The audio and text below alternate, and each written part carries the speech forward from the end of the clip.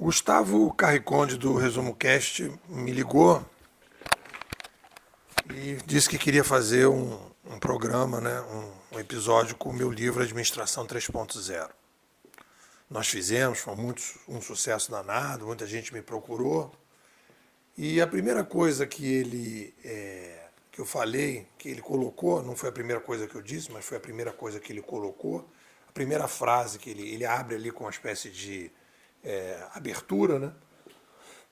Eu disse, olha, eu dou um livro de graça, ofereço um livro de graça para quem me apontar uma empresa tradicional, né, que tenha criado do zero uma startup disruptiva. Hoje eu diria dessa maneira. Não é o que disse naquela época, mas eu diria dessa forma. Então, o que é interessante aí?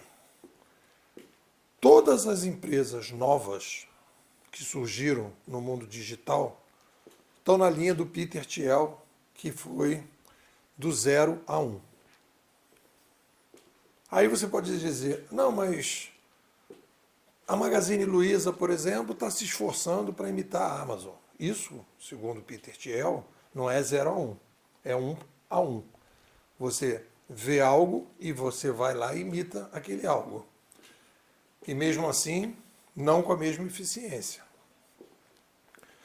Toda essa galera que fez esse movimento aí, muitos deles, inclusive, abandonaram as universidades, abandonaram os ambientes tradicionais para terem liberdade de pensar de uma forma diferente. Saíram daquelas amarras, né? Se a gente for analisar aí o ambiente do empreendedorismo de um país, ou no Brasil, a gente vai ter que fazer uma análise, não é só na quantidade de novas startups que surgem. Uma análise mais coerente é analisar quantas startups disruptivas aparecem. Porque a gente pode ter muitas startups e a gente pode começar a separar o que a gente vai chamar de startups sistêmicas, startups antissistêmicas, ou empreendedores sistêmicos e empreendedores antissistêmicos. E aí a gente começa a entrar e a pegar e a aprender com um cidadão que não aparece, e eu também fiz. O Gustavo me convidou e eu fui fazer uma análise do livro do Thomas Kuhn, está lá no Resumo Cast. E eu estou relendo o livro do Thomas Kuhn, e é um livro que eu acho que é uma base fundamental, o livro do Thomas Kuhn, para o empreendedorismo e para a inovação. Nesse esforço que a gente vai começar a fazer, né, de cursos para empreendedores, apresentando aos empreendedores uma teoria da mudança consistente, o Thomas Kuhn é um autor fundamental, principal. Thomas Kuhn ele faz um estudo, né, das inovações na ciência. É isso o livro do Thomas Kuhn. É um estudo de como a ciência inova. E aí ele vai mostrar que a ciência inova não de maneira cumulativa, que é o que a gente imagina que acontece também nos negócios, na administração, que a gente vai melhorando, né? Sai de uma normalidade para uma outra normalidade, sai de uma normalidade para outra normalidade, e o Thomas Kuhn fala, olha, eu tive aqui estudando a ciência, fui fundo, pensei, e cheguei à conclusão que a gente não sai de uma normalidade para uma normalidade. As grandes mudanças científicas acontecem de uma normalidade para um momento extraordinário. E aí ele vai falar de um conceito que eu acho fundamental introduzir no mundo empreendedor, que não está aparecendo, que é o conceito de paradigma. Pegar lá o conceito, ir lá no supermercado, pegar o conceito do paradigma, que está sendo vendido, sei lá, num setor de eletrodomésticos, e começar a botar ele na cozinha. Ele serve para consertar carro e a gente vai usar para cozinhar. Paradigma, segundo Thomas Kuhn, é uma base filosófica que estrutura uma forma das pessoas pensarem. E o paradigma ele vai mostrar que ele não é uma coisa consciente. As pessoas não dizem assim, eu tenho tal paradigma, eu sou de tal paradigma. De maneira geral, as pessoas entram na normalidade, eu falei isso aqui ontem, cria-se uma tampa do quebra-cabeça, chama a galera e diz, meu irmão, vamos montar o quebra-cabeça. É isso que é um paradigma. Só que paradigma não é utilizado no mundo empreendedor. E aí ele vai dizer que existem momentos extraordinários, que é o que a gente está vivendo hoje, em que a gente começa a construir um novo paradigma. Então, a gente tem hoje no mercado dois tipos de empreendedores. Os empreendedores sistêmicos, que são os empreendedores que continuam trabalhando no paradigma passado. Estão fazendo startups? Estão. Essas startups podem até estar dando dinheiro? Podem, mas são startups incrementais.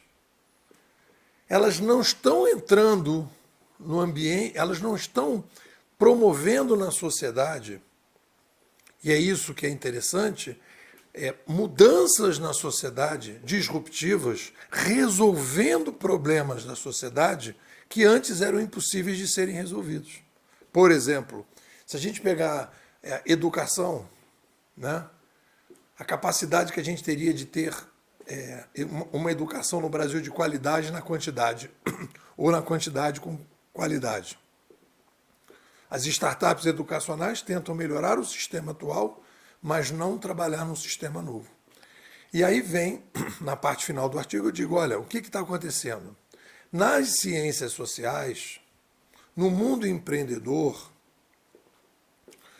né, na política, isso eu falo no artigo, nos negócios, o que você faz? O que é diferente na ciência? Você vai, joga um novo ambiente político num determinado país, como aconteceu no passado, as pessoas gostam daquilo, aderem e aquilo vai se disseminando. Ou você joga uma nova empresa e as pessoas adotam aquela empresa, aquele produto, e aquilo vai se disseminando. Então a experiência as pessoas gostam daquilo.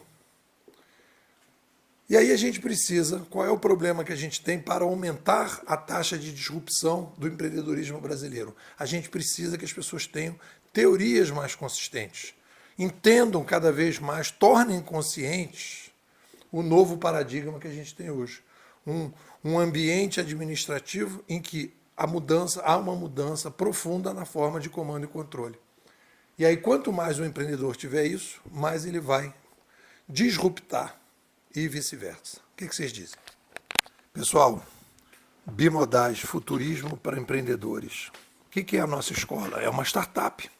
É uma startup conceitual.